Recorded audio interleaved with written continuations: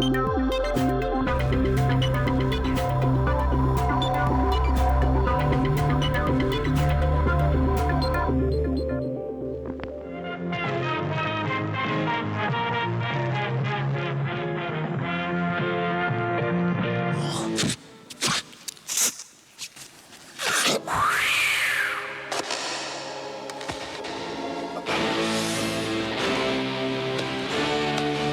ça va chier. 20 années se sont écoulées depuis la fin de la guerre atomique.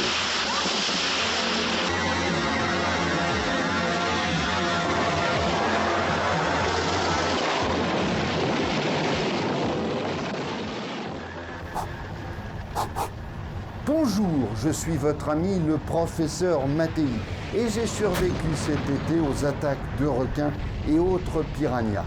La consultation du jour est consacrée au genre post-nuc ou post-nucléaire, appelé également post-apocalyptique. Contrairement à ce que vous pourriez penser, ce genre n'est pas la conséquence de la crise internationale que nous connaissons, mais nous vient d'Italie et des années 80. Retour donc vers les 80s. Shazam! Dernier avertissement aux contaminés de ce secteur. Tu iras à New York et tu devras trouver cette femme. Tu auras Bronx avec toi.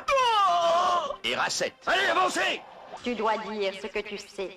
Le seul moyen pour continuer à te taire, c'est de mourir. Mourir. Je crois que je connais celle que tu cherches. Et tu sais où elle est? Toi, tu es un humanoïde. Accrochez-vous. Au début des années 80, le cinéma populaire italien est en plein déclin et se limite à pomper les grands succès à l'international.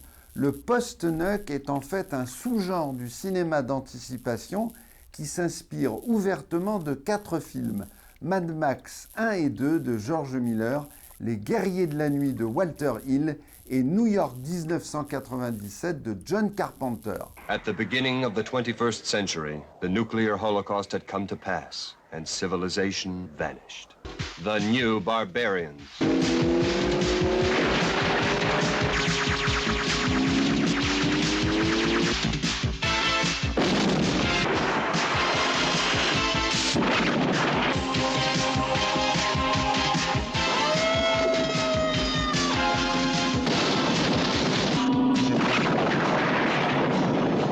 The New Barbarians. Fauchés mais mercantiles, ces films se bornent souvent à raconter la même chose. Des bandes rivales se bastonnent pour un jerrycan d'essence, un bidon d'eau, un bout de terre fertile ou même une jolie pépée. Sérieux donc, mais de ce fait involontairement drôle. Certains réalisateurs comme Enzo G. Castellari ou Sergio Martino, 2 grands noms du cinéma populaire italien, tournent leurs métrages aux États-Unis. C'est vrai, ça change un peu des terrains vagues de la banlieue romaine. 1990, The Bronx Warriors.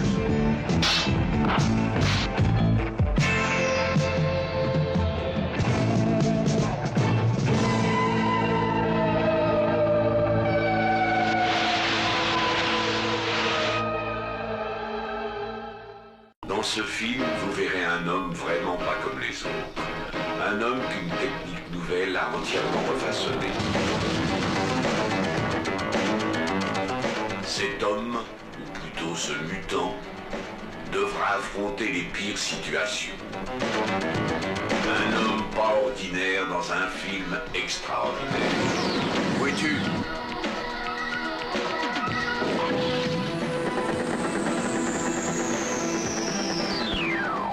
Dans le post-nuc, on est optimiste. On parle d'avenir. On parle du futur. En témoignent les titres français. Le gladiateur du futur. Le chasseur du futur.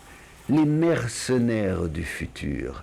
Les prédateurs du futur. Le professeur Mattei du futur. Les Centurions en 2001.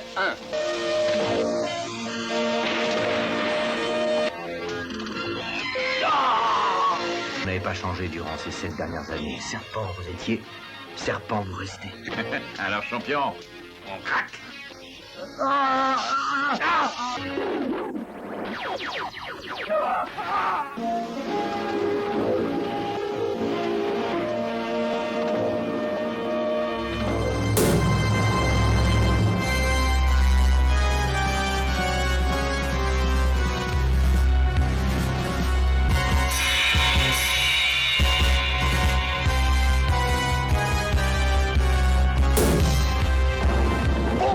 Mais qu'est-ce qui se passe? Mais quelque chose! La plateforme! Mon Dieu, mais c'est une île! L'Atlantide est notre continent. Il n'y a que vous qui puissiez nous renvoyer dans le monde auquel on appartient.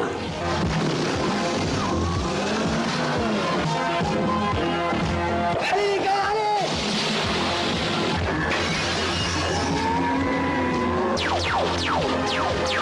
Ils sont de retour.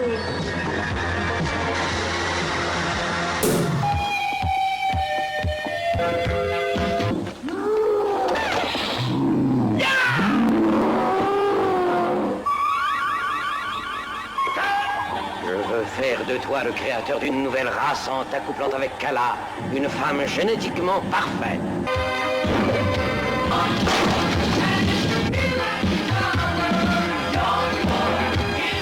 Impossible de faire l'impasse sur mon célèbre homonyme quand on évoque le cinéma bis italien. Et ces rats de Manhattan ne dérogent pas à la règle du grand n'importe quoi. Un Mad Max quasi en huis clos, truffé de rongeurs. Sûrement son film le plus drôle et le plus connu avec les zombies de Virus Cannibal. Rats. Why are they man's enemy? Their time has come. A strange rat from another community came into it. No! They'll eat us alive! They'll kill us all! This is your night of terror. Here come the rats. On termine cette consultation avec un post-nuc français, Terminus, réalisé par le grand chef opérateur Pierre-William Glenn et interprété par son ami Johnny Hallyday. Entre la fin des années 60 et le début des années 2000, ce fameux directeur de la photographie a travaillé pour les plus grands.